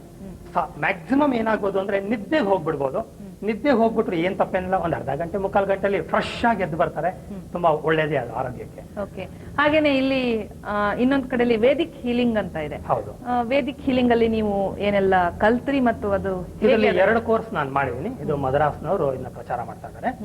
ಇದರಲ್ಲಿ ನಮ್ಮ ವೇದಗಳಿಗೆ ಸಂಬಂಧಪಟ್ಟಂತಹ ಇನ್ಫಾರ್ಮೇಶನ್ ಅವ್ರು ತಗೊಂಡು ನಮಗೆಲ್ಲ ಕಲಿಸ್ಕೊಟ್ಟಿದ್ದಾರೆ. ಇದರಲ್ಲಿ ಕೆಲವು ಮಂತ್ರಗಳ ಫಾರಂ ನಲ್ಲಿ ನಾವು ಉಪಯೋಗಿಸಿದಾಗ ಪರ್ಟಿಕ್ಯುಲರ್ ಚಕ್ರ ಅದು ರೆಸೋನೇಟ್ ಆಗಿ ಆ ಮಂತ್ರದ ವೈಬ್ರೇಷನ್ಗೆ ನಮ್ಗೆ ಆರೋಗ್ಯ ಅಂತ ಒಂದು ಬರುತ್ತೆ. It's A very beautiful and A very powerful science. ಅಂದ್ರೆ ವರ್ಷಗಳ ಹಿಂದೆ 163 ವಿದ್ಯೆಗಳನ್ನ ಕಲಿತಂತಹ ವ್ಯಕ್ತಿಗಳು ನಮ್ಮಲ್ಲಿ ಇದ್ರು ಅನ್ನುವಂತಹ ಒಂದು ವಿಷಯ ಇದೆ. ಆದ್ರೆ ಎಲ್ಲೋ ಒಂದ್ ಕಡೆ ಬಹುಶಃ ಅದು ಡಾಕ್ಯುಮೆಂಟೇಶನ್ ಇಲ್ಲದೆ ಆತರ ಕೆಟ್ಟು ಹೋಗಿದೆ. ಈ ಕಾನ್ಸೆಪ್ಟ್ ನಾನು ತಿಳ್ಕೊಂಡ್ಮೇಲೆ ಪ್ರಪಂಚದಲ್ಲಿ ಪ್ರಾಬಬಲಿ ನಾನೇ ಮೊದಲನೇ ಸಲಿಗೆ ಈ ಸಿಡಿ ಇಂಟರಾಕ್ಟಿವ್ ಮಲ್ಟಿಮೀಡಿಯಾ ಬೇಸ್ಡ್ ಸಿಡಿ ನಾನು ರೇಖಿ ಮೇಲೆ ಮಾಡಿದ್ದೀನಿ. ಬೇರೆ ವಿದ್ಯೆಗಳಾದ ಮೆಲ್ಕಿಜೆಡಕ್, ಮ್ಯಾಗ್ನಿಫೈಡ್ ಹೀಲಿಂಗ್, ರೇಖಿನಲ್ಲಿ 4 ಲೆವೆಲ್ ರೇಖಿ, 5 ಅಥವಾ 5 ಲೆವೆಲ್ ರೇಖಿ ಮೇಲೂ ನಾನು ಡಾಕ್ಯುಮೆಂಟೇಶನ್ ಈ ತರ ಮಾಡ್ತಿದ್ದೀನಿ. ಇದು ಒಂದು ಕಾರಣ ಏನು ಅಂದ್ರೆ ಬಾಯಿಂದ ಬಾಯಿಗೆ ಹೋಗ್ಬೇಕಾದ್ರೆ ಡಿಸ್ಟಾರ್ಟ್ ಆಗತ್ತೆ ವಿಷಯ. ಅದು ಆದಷ್ಟು ಆಗದೆ ಇರಲಿ, 4 ಜನಕ್ಕೆ ಒರಿಜಿನಲ್ ಇನ್ಫಾರ್ಮೇಶನ್ ತಲುಪಿ 4 ಜನಕ್ಕೆ ಅನುಕೂಲ ಆಗ್ಲಿ ಅನ್ನೋ ಒಂದು ಇನ್ಫಾರ್ಮೇಶನ್ ಮಾಡಿ ಡಾಕ್ಯುಮೆಂಟೇಶನ್ ನಾನು ಮಾಡ್ತಾ ಇದ್ದೀನಿ. Documentation is very important. ತುಂಬಾ ಮುಖ್ಯ. ಸೀಕ್ರೆಸಿ ನಮ್ಮ ಪೂರ್ವಜರು ಸೋತಿದ್ದೆ ವಿತೌಟ್ ಡಾಕ್ಯುಮೆಂಟೇಶನ್ ಅಂತ ಆತರ ಹೇಳಿದ್ರೆ ತಪ್ಪೇನಿಲ್ಲ. ಇನ್ಫ್ಯಾಕ್ಟ್ ರೇಖಿ ಕಂಡಿಡಿದಂತಹ ಡಾಕ್ಟರ್ ಉಸೂಯಿ ಅವರು ತುಂಬಾ ಕಷ್ಟಪಟ್ಟು ಡಾಕ್ಯುಮೆಂಟೇಶನ್ ಇಲ್ಲದೆ ಇಂಡಿಯಾಗ್ ಬಂದು 7-8 ವರ್ಷ ಓದಾಡಿದ್ರು ಡಾಕ್ಯುಮೆಂಟೇಶನ್ ಇಲ್ಲದೆ. ಕೊನೆಗೆ ಅವರು ಇನ್ವೋಕ್ ಮಾಡ್ಕೊಂಡು ಅದನ್ನ ನಮ್ಗೆ ತಲುಪಿಸಿದ್ದಾರೆ. So documentation is really important. Reiki ಕೂಡ ಭಾರತದಿಂದಲೇ ಬಂದಂತ ವಿದ್ಯೆ ಅಂತ ಹೇಳ್ತೀರಾ? 800 BC ನಲ್ಲಿ ಗೌತಮ್ ಬುದ್ಧ ನಮ್ಮ ದೇಶದಲ್ಲಿ ನಮ್ಮ ಸಂಸ್ಕೃತಿನಲ್ಲಿ ಇದ್ದದನ್ನ ಅವ್ರು ಉಪಯೋಗಿಸ್ತಾ ಇದ್ರು. ಇಲ್ಲಿಂದ ಅಟ್ಲಾಂಟ ದೇಶಕ್ಕೆ ಹೋಗಿ ಅಲ್ಲಿಂದ ಡಾಕ್ಟರ್ ಉಸೂಯಿನವರು ಜಪಾನ್ ದೇಶದವರು ಅದನ್ನ ನಮ್ಮ ಭೂಮಿಗೆ ಮತ್ತೆ ಅದನ್ನ ನಮ್ಗೆ ವರವಾಗಿ ತಂದ್ಕೊಟ್ಟಿದ್ದಾರೆ. ಇದೇ ನಮ್ಮ ಒಂದು ವಿಚಿತ್ರವಾದ ಒಂದು ಪದ್ಧತಿ ಅಂತಂದ್ರೆ ನಮ್ಮಲ್ಲಿರುವಂತಹ ವಿದ್ಯೆ ಅದು ಹೊರನಾಡಿಗೆ ಹೋಗಿ ಅಲ್ಲಿ ಹೆಸರನ್ನ ಪಡೆದು ಮತ್ತೆ ಈಗ ಇಲ್ಲಿಗೆ ಬರ್ತಾ ಇರೋದು. ಹೌದು, ಸಾಕಷ್ಟು ಟೆಕ್ನಿಕ್ಸ್ ಅದೇ ತರ ಪ್ರಾಣಿಕ್ ಹೀಲಿಂಗ್, ರೇಖಿ, ಆಕ್ಯುಪ್ರೆಷರ್ ಕೂಡ ಅಂದ್ರೆ ಚೈನೀಸ್ ಆಕ್ಯುಪಂಕ್ಚರ್ ಕೂಡ ನಮ್ಮದೇ ಅಂತ ಒಂದು ದಾಖಲೆ ಇದೆ. ನಮ್ಮಲ್ಲಿ ಇತ್ತು, ಅಲ್ಲಿಂದ ಅಲ್ಲಿಗೆ ಹೋಗಿ ಅಲ್ಲಿ ಜಾಸ್ತಿ ಪಾಪ್ಯುಲರ್ ಆಗಿ ಅಲ್ಲಿಂದ ಮತ್ತೆ ನಮ್ಗೆ ಬರ್ತಾ ಇದೆ. ಹಾಗೇನೆ ಈ ಲಿಸ್ಟ್ ಅಲ್ಲಿ ಸಾಕಷ್ಟು ವಿದೇಶಿ ಹೆಸರುಗಳಿವೆ. ಅಂದ್ರೆ ಸುಜೋಕ್ ಥೆರಪಿ, ಕೆಲವು ಹೇಳೋದಕ್ಕೂ ಗೊತ್ತಾಗ್ತಾ ಇಲ್ಲ, ಶಿಯಾಟ್ಸು ಮಸಾಜ್, ಇದೆಲ್ಲ ಎಲ್ಲಿಂದ ಬಂದಿರೋದು ಮತ್ತು ಇದರ ಈ ಸುಜೋಕ್ ಥೆರಪಿ ಕೊರಿಯಾ ದೇಶದ ಪ್ರೊಫೆಸರ್ ಪಾರ್ಕ್ ಅಂತಿದ್ದಾರೆ, ಈಗಲೂ ಇದ್ದಾರೆ. ಆ ಮನುಷ್ಯ ನಮ್ಗೆಲ್ಲ ತಂದು ಕೊಟ್ಟಿರುವಂತ ಒಂದು ದೊಡ್ಡ ವರ. ಅದು ತುಂಬಾ ಒಳ್ಳೆ ಸೈನ್ಸ್. ಅದು ನೋಡಿ, ಇದನ್ನ ಈ ತರ ಇಟ್ಕೊಂಡ್ರೆ ಇದು ಒಂದು ಅಲ್ಯೂಮಿನಿಯಂಗೆ ಕಂಪೇರ್ ಮಾಡಬಹುದು. ಮನುಷ್ಯನ್ ಕಂಪೇರ್ ಮಾಡಿದ್ರೆ ಈ ತರ ಇಟ್ಕೋಬಹುದು. ಇದು ಎಡಗಾಲ ಆಗತ್ತೆ, ಬಲಗಾಲು, ಬಲಗೈ, ಎಡಗೈ, ಕುತ್ತಿಗೆ, ಮುಖ ಆಗತ್ತೆ. ಯಾರಿಗಾರು ಹಲ್ಲು ಪ್ರಾಬ್ಲಮ್ ಇದ್ರೆ ಈ ಹಲ್ಲನ್ನ ಇಲ್ಲಿ ಸೂಪರ್ ಇಂಪೋಸ್ ಮಾಡ್ಕೊಂಡು ಕರಸ್ಪಾಂಡಿಂಗ್ ಥಿಯರಿ ಅಂತೀವಿ, ಸ್ಟಿಮ್ಯುಲೇಟ್ ಮಾಡಿದ್ರೆ ಕೇವಲ 1 ನಿಮಿಷದಲ್ಲೂ, ಅಷ್ಟು ಬೇಡ, ಕೇವಲ 1 ನಿಮಿಷಕ್ಕೆ ಆ ನೋವು ಮಾಯ ಆಗ್ಬೇಡ. ತುಂಬಾ ಎಫೆಕ್ಟಿವ್ ಟ್ರೀಟ್ಮೆಂಟ್ ಇದು. ತುಂಬಾ ಪಾಪ್ಯುಲರ್ ಸೈನ್ಸ್ ಇದು, ಕೊರಿಯಾ ದೇಶದ ಬಂದಿದೆ. ಹಾಗೇನೆ golden key therapy, crystal healing, flower remedy, teletherapy, ಇದೆಲ್ಲ ಏನು ಅಂತ? ಇವಾಗ ಕ್ರಿಸ್ಟಲ್ ಹೀಲಿಂಗ್ ಅಂತಂದ್ರೆ ಇದು ಜಮ್ ಥೆರಪಿ ಅಂತಾದ್ರೂ ಕರಿಬಹುದು ಅಥವಾ ಕ್ರಿಸ್ಟಲ್ ಥೆರಪಿ ಅಂತ ಕರಿಬಹುದು. ಈ ಫಾರ್ ಎಕ್ಸಾಂಪಲ್ ಇವಾಗ ಜಮ್ ಥೆರಪಿ ಅಂತ ಇಟ್ಕೊಳ್ಳೋಣ. ಅದರಲ್ಲಿ ನವರತ್ನ ಇದೆ, ಅದರಲ್ಲಿ 7 ಪ್ರಮುಖವಾಗಿ ರೂಬಿ, ಪರ್ಲ್, ಎಮರಾಲ್ಡ್ ಆ ತರ ಇದೆ. ಇಲ್ಲಿ ನೋಡಿ ನೀವು, ಮೂಲಾಧಾರ ರೆಡ್ ವೈಬ್ರೇಷನ್ ಅಲ್ಲಿ ವೈಬ್ರೇಟ್ ಆಗ್ತಾ ಇದೆ, ರೆಡ್ ಫ್ರೀಕ್ವೆನ್ಸಿ. ಇದಕ್ಕೆ ಕರೆಸ್ಪಾಂಡಿಂಗ್ ಜಮ್ ಬಂದ್ಬಿಟ್ಟು ರೂಬಿ. ಇವಾಗ ಎಮರಾಲ್ಡ್ ತಗೊಳ್ಳಿ, ಗ್ರೀನ್ ಫ್ರೀಕ್ವೆನ್ಸಿ ಇದೆ, ಇದು ಅನಾಹತ ಚಕ್ರ, ಇದು ಗ್ರೀನ್ ಫ್ರೀಕ್ವೆನ್ಸಿಯಲ್ಲಿ ವೈಬ್ರೇಟ್ ಆಗ್ತಾ ಇರುತ್ತೆ. ಯಾರಿಗಾದ್ರೂ ಅನಾಹತ ಚಕ್ರದಲ್ಲಿ ಅಂದ್ರೆ ಹಾರ್ಟ್ ಪ್ರಾಬ್ಲಮ್ ಆಗ್ಲಿ ಅಥವಾ ಏನೋ ಕಾರಣದಿಂದ ಅದು ಅಂಡರ್ ಆಕ್ಟಿವ್ ಆಗಿದ್ದಾಗ ನಾವು ಅದನ್ನ ಎಮರಾಲ್ಡ್ ಕೊಟ್ಬಿಟ್ಟು ಅದನ್ನ ಕಾಂಪನ್ಸೇಟ್ ಮಾಡ್ತೀವಿ. ಆ ತರ 7 ಪ್ರಶಸ್ ಸ್ಟೋನ್ಸ್ ಇದೆ, 7 ಚಕ್ರಗಳಿದೆ. ಅದನ್ನ ನಾವು ಕಂಡುಹಿಡಿದು ಯಾವ ಪ್ರಾಬ್ಲಮ್ ಇದೆ, ಯಾವ ಚಕ್ರ ಪ್ರಾಬ್ಲಮ್ ನಲ್ಲಿ ಇದೆ ಅಂತ ಡಯಾಗ್ನೋಸ್ ಮಾಡಿ ಅದನ್ನ ನಾವು ಪರ್ಟಿಕ್ಯುಲರ್ ಫ್ರೀಕ್ವೆನ್ಸಿ ಕೊಟ್ಟಾಗ ಅದು ವಾಸಿ ಆಗುತ್ತೆ. ಅದೇ ತರ ಫ್ಲವರ್ ರೆಮಿಡಿ, ಫ್ಲವರ್ ಎಸೆನ್ಸ್ ನಲ್ಲಿ ಒಂದು ಪರ್ಟಿಕ್ಯುಲರ್ ಫ್ರೇಗ್ರೆನ್ಸ್ಗೆ ಪರ್ಟಿಕ್ಯುಲರ್ ಫ್ರೀಕ್ವೆನ್ಸಿ ಇರುತ್ತೆ. ಆ ಪರ್ಟಿಕ್ಯುಲರ್ ಫ್ರೀಕ್ವೆನ್ಸಿ ಪರ್ಟಿಕ್ಯುಲರ್ ಪ್ರಾಬ್ಲಮ್ಗೆ ಸೊಲ್ಯೂಷನ್ ಅಥವಾ ರೆಮಿಡಿ ಅಂತ ಇರುತ್ತೆ. ನಾವು ಓರಲ್ ಆಗಿ ಕೊಡ್ತೀವಿ, ಅದನ್ನ ಕೊಟ್ಟಾಗ ಆ ಪ್ರಾಬ್ಲಮ್ ಅವರಿಗೆ ವಾಸಿ ಆಗುತ್ತೆ. ಆದ್ರೆ ನೀವು ಯಾವ ವ್ಯಕ್ತಿಗೆ ಯಾವ ಹೀಲಿಂಗ್ ಮೆಥಡ್ ಅಲ್ಲಿ ವಾಸಿ ಮಾಡಬೇಕು ಅನ್ನೋದನ್ನ ನೀವು ಹೇಗೆ ಬೈಫಿಕೇಟ್ ಮಾಡ್ಕೊಳ್ತೀರಾ? ಸಾಧಾರಣವಾಗಿ ನಾವು ಮಾಡೋದು ಪೆಂಡ್ಯುಲಮ್ ಡೌಸಿಂಗ್ ಅಂತ ನಾನು ಇದನ್ನ ಕರೆದಿದ್ದೆ. ನೋಡಿ, ಈ ಪೆಂಡ್ಯುಲಮ್ ನ ಇಟ್ಕೊಂಡು ಈ ತರ ಒಂದು ಚಾರ್ಟ್ ಅಲ್ಲಿ ನಮಗೆ ಯಾವ್ಯಾವ ಥೆರಪೀಸ್ ಇದೆ ಅಂತ ನಾವು ಬರ್ಕೊಂಡಿರ್ತೀವಿ. ಅದ್ರಲ್ಲಿ ಇಟ್ಕೊಂಡು ನಾವು ನೋಡಿದಾಗ ನಮ್ಗೆ ಅದು ಇಂಡಿಕೇಟ್ ಮಾಡುತ್ತೆ. ಆದ್ರೆ as you practice self hypnosis and other sciences, ನಿಮ್ಗೆ ಅದೆಲ್ಲ ಅವಶ್ಯಕತೆನೇ ಬೇಡ. ನಾವು ಕಣ್ಣು ಮುಚ್ಕೊಂಡು ನೋಡಿದಾಗ ಯಾವ ಎನರ್ಜೀಸು ಅದು ಮ್ಯಾನಿಪುಲೇಟ್ ಮಾಡಬೇಕು ಅಂತ ನಮಗೆ ಗೋಚರ ಆಗುತ್ತೆ. ನಾವು ಡೈರೆಕ್ಟ್ ಆಗಿ ಆ ಥೆರಪಿನ ನಾವು ಯೂಸ್ ಮಾಡ್ತೀವಿ. ಪೆಂಡುಲಮ್ ಡೌಸಿಂಗ್ ಅನ್ನ ಕಂಡುಹಿಡಿದಿದ್ದು ಯಾರು? ಅದು ವಿಷಯ ದಾಖಲೆ ನಮಗೆ ಸರಿಯಾಗಿ ಗೊತ್ತಿಲ್ಲ. ಸರಿಯಾಗಿ ಗೊತ್ತಿಲ್ಲ. ಅಂದ್ರೆ ಈ ಪೆಂಡುಲಮ್ ಡೌಸಿಂಗ್ ಕಂಡುಹಿಡಿದಂತ ವ್ಯಕ್ತಿಗೆ ಈ ಎಲ್ಲ ಹೀಲಿಂಗ್ ಮೆಥಡ್ಸ್ ಗೊತ್ತಿತ್ತು ಅಂತ ಅರ್ಥ? ನಾಟ್ ನೆಸೆಸರಿಲಿ, ಜನರಲ್ ಕಾನ್ಸೆಪ್ಟು ಇರುತ್ತೆ. ಇವಾಗ ವಾಟರ್ ಡಿವೈನಿಂಗ್ ಅಂತ ನಾವೇನ್ ಕರಿತೀವಿ, ಅದು ಕೂಡ ನಾವು ಪೆಂಡುಲಮ್ ಇಟ್ಕೊಂಡು ಈ ಭೂಮಿನಲ್ಲಿ ನೀರೆಲ್ಲಿದೆ ಅಂತ ನಾವು ಕಂಡಿಡ್ಬೋದು. ನಾನು ಅದ್ರ ಕ್ಲಾಸಸ್ ಮಾಡ್ತೀನಿ. ಎಷ್ಟೋ ಜನ ವಾಟರ್ ಡಿವೈನರ್ಸ್ ಬಂದು ಕಲ್ತ್ಕೊಂಡು ಅದನ್ನ ಉಪಯೋಗ ಮಾಡ್ಕೋತಾರೆ. ಮೆಡಿಕಲ್ ಡಾಕ್ಟರ್ಸ್ ಬರ್ತಾರೆ, ಆಮೇಲೆ ಯಾವ ಫೀಲ್ಡ್ ಅವ್ರು ಬೇಕಾದ್ರೂ ಹೌಸ್ ವೈಫ್ಸ್ ಕಲ್ತ್ಕೋತಾರೆ. ಇವಾಗ in fact any profession they can learn and use this science. Pendulum dowsing ಎಲ್ಲ ಫೀಲ್ಡ್ಗೂ ಯೂಸ್ ಆಗುತ್ತೆ. ಆದ್ರೂ ನೀವು ಇಷ್ಟೊಂದು ಹೀಲಿಂಗ್ ಅನ್ನ ನೀವು ಹೇಗೆ ಕಲ್ತ್ರಿ? There should be some procedure through which you went and learn. Procedure ಅಂದ್ರೆ ಇವಾಗ ನಾನು ಕ್ಲಿನಿಕ್ ಸ್ಟಾರ್ಟ್ ಮಾಡೋಕ್ಕೆ ನಾನು ಹೇಳ್ದಂಗೆ ಆ ಡಾಕ್ಟರ್ ನನಗೆ ಪರಿಚಯ ಅನುಕೂಲ ಮಾಡಿಕೊಟ್ರು. ನಾನು ಮಾಡ್ತಾ ನಮ್ಮ ಫ್ಯಾಮಿಲಿ, ನನ್ನ ವೈಫ್ಗೆ, ಮಕ್ಕಳಿಗೆ, ನನ್ನ ತಂದೆ ತಾಯಿಗೂ ನಂಬಿಕೆ ಬಂತು ಸೈನ್ಸಸ್ ಅಲ್ಲಿ. ಆವಾಗ ನಾನು ಇಂಥ ಕೋರ್ಸ್ ಫಾರಿನ್ ಬಂದಿದ್ದಾರೆ, 6,000 ಆಗುತ್ತೆ, 15,000 ಆಗುತ್ತೆ ಅಂತ ಹೇಳಿದ್ರು ಹೆದರ್ಕೊಳ್ಳದೆ, ಬೇಜಾರು ಮಾಡ್ಕೊಳ್ಳದೆ ನನ್ನ ಕಳ್ಸ್ಕೊಡ್ತಿದ್ರು. ಅದನ್ನ ಕಲ್ತ್ಕೊಂಡ್ಬಂದು ನಾನು ಕ್ಲಿನಿಕಲ್ಲಿ ಉಪಯೋಗ ಮಾಡಕ್ ಶುರು ಮಾಡಿದಾಗ ಒಳ್ಳೊಳ್ಳೆ ರಿಸಲ್ಟ್ ಬರ್ತಿತ್ತು. ಹಾಗಾಗಿ ಅವರು ಅದನ್ನ ಕಲಿಯಕ್ ಶುರು ಮಾಡಿದ್ರು. ಈ ತರ ಅವ್ರಿಗೂ ನಂಬಿಕೆ ಬಂತು. ಆ ತರ ಒಬ್ಬರನ್ನ ಒಂದ್ ರಿಸಲ್ಟ್ ನೋಡಿ ಇನ್ನೊಂದು ಆ ತರ ನಾನು ಒಂದೊಂದು ಆದ್ಮೇಲೆ ಒಂದೊಂದು ಕಲಿಯಕ್ಕೆ ಅವಕಾಶ ಆಯ್ತು. ಜನರು ಈ ಥೆರಪೀಸ್ನೆಲ್ಲ ಕಲ್ತ್ಕೊಳ್ಬೇಕು ಅಂತಂದ್ರೆ ಅವರು ಅದನ್ನ ಹೇಗೆ ಕಲ್ತ್ಕೊಳ್ಬಹುದು? ನಾನು ಇದನ್ನೇ ಡೆಡಿಕೇಟೆಡ್ ಆಗಿ ತಗೊಂಡ್ ಮಾಡ್ತಾ ಇರೋದ್ರಿಂದ ಸಾಧ್ಯ ಆಗುತ್ತೆ. ಬಟ್ ಎಲ್ಲರಿಗೂ ಈ ತರ ಎಲ್ಲ ಕಲಿಯಕ್ಕೆ ಸಾಧ್ಯ ಇಲ್ಲ. ನನಗೆ ನನ್ನ ಪರ್ಸನಲ್ ಒಪಿನಿಯನ್, ಸಾಧಾರಣವಾಗಿ 2 ಅಥವಾ 3 ವಿದ್ಯೆ ಕಲಿಯೋದು ಬೆಸ್ಟ್. ಮೊದಲನೇದಾಗಿ ರೇಖಿ.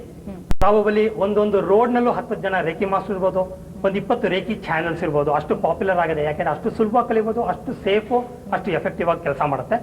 ಇದು ರೇಖಿ ಅನ್ನೋದು ನಾನು ಸಾಧಾರಣವಾಗಿ ವಾರದಲ್ಲಿ 2-3 ಕ್ಲಾಸ್ ಮಾಡ್ತಾ ಇರ್ತೀನಿ. ಇದು ಕಲಿಯೋದು ತುಂಬಾ ಅವಶ್ಯ, ಯಾಕೆಂದ್ರೆ ಅಷ್ಟು ಸುಲಭ, ತಪ್ಪು ಮಾಡಕ್ ಸಾಧ್ಯ ಇಲ್ಲ. ಎರಡನೇದು, ಇದನ್ನ ಕಲಿಯೋದ್ರಿಂದ ನಮಗೆ 4 ಎನರ್ಜಿ ಬಾಡಿಗಳಿಗೆ ಎನರ್ಜಿ ಹೋಗುತ್ತೆ. ತುಂಬಾ ಬ್ಯೂಟಿಫುಲ್ ಸೈನ್ಸ್. ಎರಡನೇದು ಸೆಲ್ಫ್ ಹಿಪ್ನಾಸಿಸ್.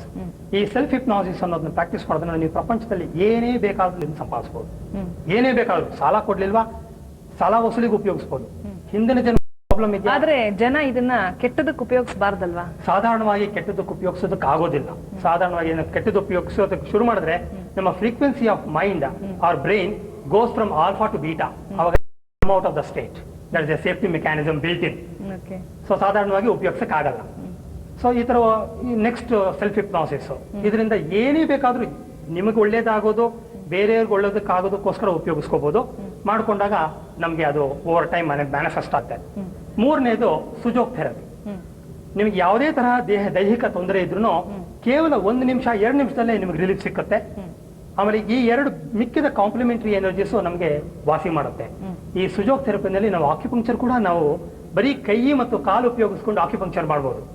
ತುಂಬಾ ಚೆನ್ನಾಗಿ ಎನರ್ಜಿ ಮ್ಯಾನಿಪುಲೇಷನ್ ಮಾಡಬಹುದು. ನಮ್ಮ ದೇಹದಲ್ಲಿ ನಾವು ಮೆರಿಡಿಯನ್ಸ್ ಅಂತ ಕರಿತೀವಿ, ಮೆರಿಡಿಯನ್ಸ್ ಅಂತ. ಈ ತರ ಇಮ್ಯಾಜಿನರಿ ಪಾತ್ವೇಸ್ ನಲ್ಲಿ ಎನರ್ಜಿ ಫ್ಲೋ ಆಗ್ತಿರುತ್ತೆ ನಮ್ಮ ದೇಹದಲ್ಲಿ. ನಮಗೆ ಯಾವ ತರ ಬ್ಲಡ್ ವೆಸಲ್ ನಲ್ಲಿ ಬ್ಲಡ್ ಫ್ಲೋ ಆಗಿ ನಮ್ಮ ದೇಹದಲ್ಲಿ ಅಂಗಾಂಗಗಳಿಗೆಲ್ಲ ಹೋಗುತ್ತೋ ಆ ತರ ನಮಗೆ ಕಣ್ಣಿಗೆ ಕಾಣದಿರುವಂತಹ ಒಂದು ಎನರ್ಜಿ ನಮ್ಮ ದೇಹದಲ್ಲಿ ಈ ಮೆರಿಡಿಯನ್ ಅಂತ ಇಮ್ಯಾಜಿನರಿ ಪಾತ್ವೇ ಆಫ್ ಲೈನ್ ಅಲ್ಲಿ ಫ್ಲೋ ಆಗುತ್ತೆ. ಆ ಫ್ಲೋ ಆಫ್ ಎನರ್ಜಿ ಜಾಸ್ತಿ ಆದ್ರೂ ತೊಂದರೆ ಆಗುತ್ತೆ, ಕಮ್ಮಿ ಆದ್ರೂ ತೊಂದರೆ ಆಗುತ್ತೆ. ನಾವು ಅದನ್ನ ಆಕ್ಸಲರೇಟ್ ಮಾಡ್ಬೋದು ಅಥವಾ ರಿಟಾರ್ಡ್ ಮಾಡ್ಬೋದು. ಅದಕ್ಕೆ ನಾವು ಸಣ್ಣ ಸಣ್ಣ ನೀಡಲ್ಸ್ ಇರುತ್ತೆ, ಆ ನೀಡಲ್ನ ಕೈ ಮೇಲೆ ಅಥವಾ ಕಾಲ್ ಮೇಲೆ ಹಾಕಿ ನಾರ್ಮಲೈಸ್ ಮಾಡ್ಬೋದು. ಆದ್ರೆ ಇದು ಏನೇ ಆದ್ರೂ ದಿನ ನಾವು ರೇಖಿ ಸೆಲ್ಫ್ ಹಿಪ್ನಾಸಿಸ್ ಉಪಯೋಗಿಸ್ಕೊಂಡು ಬಂದಿರುವಂತಹ ಆರೋಗ್ಯ ಅದನ್ನ ಸಂಪೂರ್ಣವಾಗಿ ಅರ್ಥ ಮಾಡ್ಕೊಂಡು, ಆ ವಿದ್ಯೆಯನ್ನ ಅರ್ಥ ಮಾಡ್ಕೊಂಡು ಅದನ್ನ ಬಳಸೋದು ಬಹಳ ಮುಖ್ಯ. ಹೌದು, ನಮ್ಗೆ ಯಾವಾಗ ಪ್ರಾಕ್ಟಿಕಲ್ ಆಗಿ ರಿಸಲ್ಟ್ಸ್ ಬರುತ್ತೋ ನಾವಾಗ ಜಾಸ್ತಿ ಇನ್ವಾಲ್ವ್ ಆಗಿ ಅದನ್ನ ನಂಬೋದಕ್ಕೂ ಶುರು ಮಾಡ್ತೀವಿ. ಆದ್ರೆ ಎಲ್ಲದಕ್ಕಿಂತ ಮುಖ್ಯ ಆರೋಗ್ಯ ಬಂದ ಮೇಲೆ ಇದನ್ನ ನಾವು ಮತ್ತೆ ಉಪಯೋಗಿಸಿ, ಬಿಡದ ಹಾಗೆ ಉಪಯೋಗಿಸಿ ಆರೋಗ್ಯ ಕಾಪಾಡ್ಕೋಬೇಕು. ಆಮೇಲೆ ಯೋಗಾಭ್ಯಾಸ ದಿನಕ್ಕೆ 5 ನಿಮಿಷ ಆದ್ರೂ ನಾವು ಮಾಡಿ ನಮ್ಮ ಫಿಸಿಕಲ್ ಬಾಡಿಗೂ ಒಂದು ಆರೋಗ್ಯ, ಒಂದು ಶಕ್ತಿನ ನಾವು ಕೊಡೋದು ತುಂಬಾ ಮುಖ್ಯ.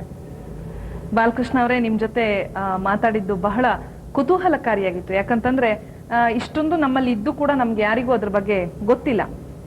ಒಂದ್ ರೀತಿಯಲ್ಲಿ ತಾವು ಇದನ್ನೆಲ್ಲ ಕಲಿತು ಮತ್ತು ಅದನ್ನ ಒಳ್ಳೆಯ ಕಾರಣಗಳಿಗಾಗಿ ಉಪಯೋಗಿಸ್ತಾ ಇದ್ದೀರಾ.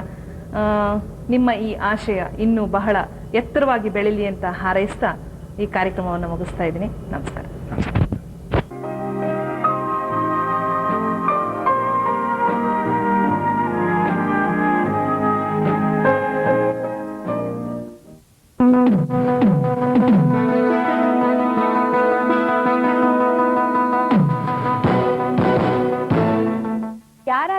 ಸ್ವಲ್ಪ ಸಪ್ಪಗಿದ್ದಿದ್ರೆ ಏನಿವತ್ತು ತುಂಬಾ ಸಪ್ಪಗಿದ್ದೀರಲ್ಲ ಅಂತೀವಿ. ಅದೇ ಮುಖ ಅರಳಿದ್ರೆ ಏನಿವತ್ತು ತುಂಬಾ ಸಂತೋಷವಾಗಿದ್ದೀರಲ್ಲ, ಏನ್ ಸಮಾಚಾರ ಅಂತ ಕೇಳ್ತೀವಿ. ನಮ್ಮ ಮನಸ್ಸಿನ ಭಾವನೆಗಳನ್ನ ವ್ಯಕ್ತಪಡಿಸೋದು ನಮ್ಮ ಮುಖ.